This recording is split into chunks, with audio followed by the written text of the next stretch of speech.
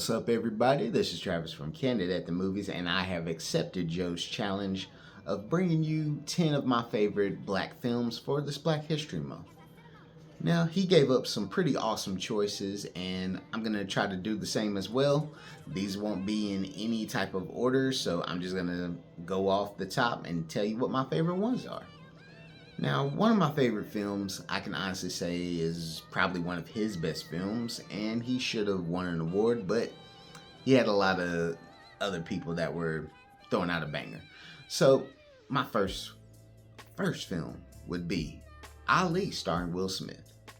Now, I did love the story of Muhammad Ali, and I feel like that overall, this one told a perfect story of just how Ali became who he was, how the boxing game was going around at that time, and just seeing the trials and tribulations of a lot of things that were going on. And definitely this is something that I feel a lot of people should check out. I feel like a lot of people don't talk about this movie, but it is really good, and anyone that loves sports should definitely check this out. My second favorite black film, I would actually say, is Black Dynamite, starring Michael Jai White. Now, I love bad films, and this was a love letter to all of the bad 70s movies and also to black exploitation films.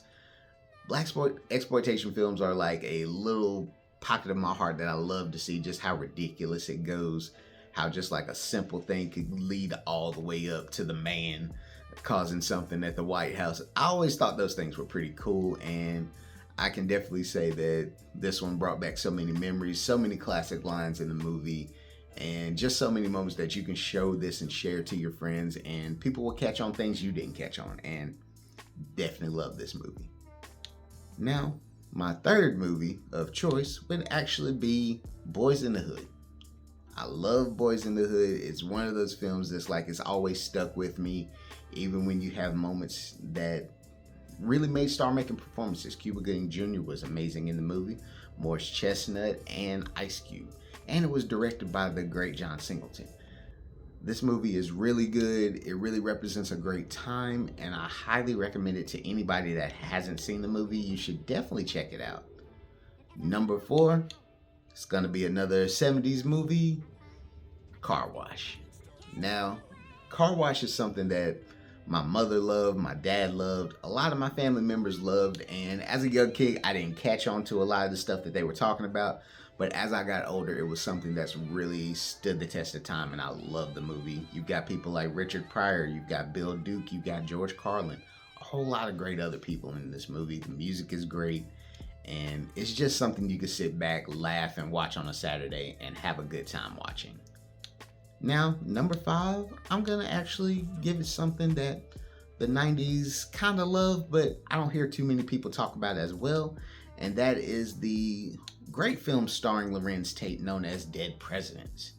I do love a lot of crime thrillers, and with this one, I thought it was amazing. I thought the whole story was good, everything lined up.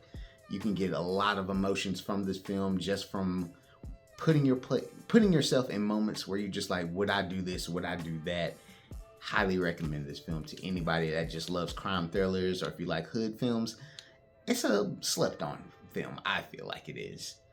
Now, number 6, I'm gonna say it is the Spike Lee classic, Do the Right Thing. This movie really got me into like seeing how other people view black people and just black neighborhoods, and just seeing how everything goes, how people feel about certain things, all generations, older generations, how different races interact with each other in different environments. And it definitely brought up about how the police do you. That was something as a kid, you're not really knowing about that, but when you first get exposed to it, it's something that kind of opens your mind, and it makes you look at things a lot different. There's definitely a lot of Spike Lee films that I love, and I can honestly say this is probably my favorite one of them all. It definitely stuck with me for a lot of different reasons. The music was amazing, can't deny that. Number 7, I'm actually going to go with something a little new school, and that's going to be Get Out with Jordan Peele and Daniel K. I can never pronounce his last name. I'm going to work on it.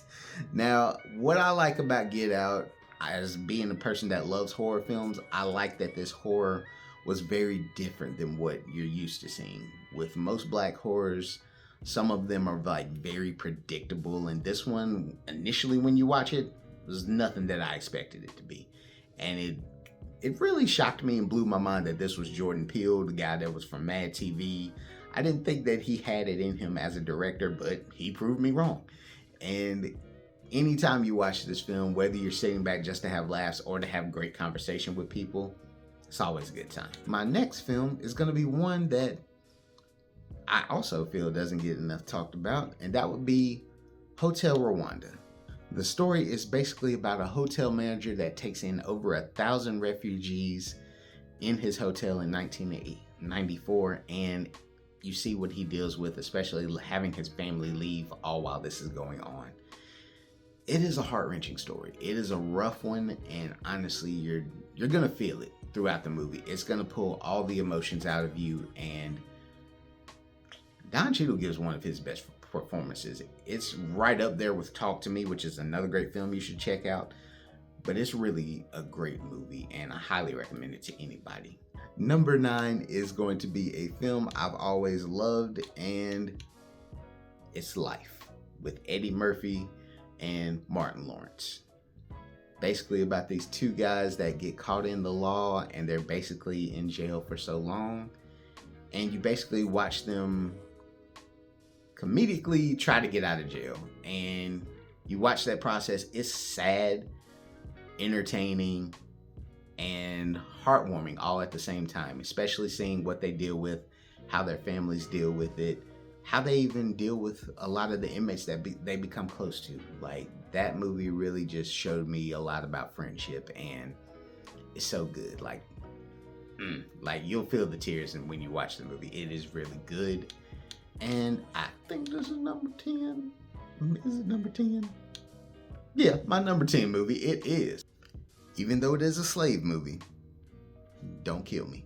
12 Years a Slave. Now, I know a lot of people honestly are not going to love films that have to deal with slavery, having to see a black person struggle, but it is a part of our history, and I feel like, in all honesty, this was the one that did it with the most respect. Am I going to say there's a lot of characters in there that made you hate them? Yes, Michael Fassbender was the most racist, hateful person in this movie, and I applauded him for his role because he went there, and I respect him for that. The director, who is a black man, Steve McQueen, did an amazing job. Chiwetel Ejiofor was great in this movie, and all around the board, it was a beautiful film. Great acting, nobody did bad, and people got their comeuppance, which you loved. You saw a lot of people that was heartbreak. You saw a man taken from his family for so long, and honestly, it's very touching. It's not something you're gonna watch all the time, but to me, it was something that once I watched it, it fully changed how I viewed a lot of things, and it made me appreciate the story, the art direction, the people that were in this film, how it all came together. It just astonished me and blew my mind of how beautiful of a film and how great of a job that they all did.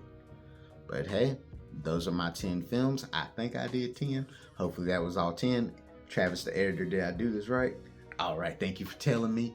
But hey, like I said, those are my 10 films. I hope you all like them. I hope you check them out if you haven't seen them.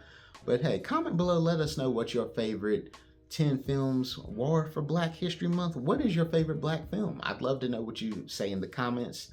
Mitch, you are up next. It's your turn. But hey, this is Travis from Candid at the Movies, and I'll talk to y'all later. Peace.